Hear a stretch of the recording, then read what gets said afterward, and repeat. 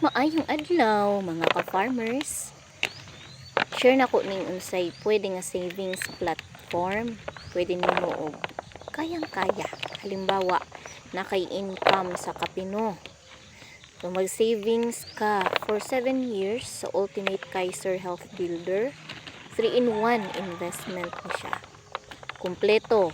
What if bigla kwaon ni Lord na ay life insurance ang Kaiser?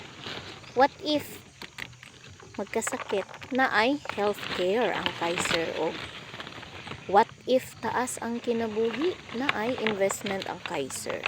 So 7 years ka lang mag-ipon, 20 years and beyond ka nga covered sa healthcare o insurance. So hashtag padayon ang kinabuhi, hashtag na ay paglaom. Salamat sa pagpaminaw.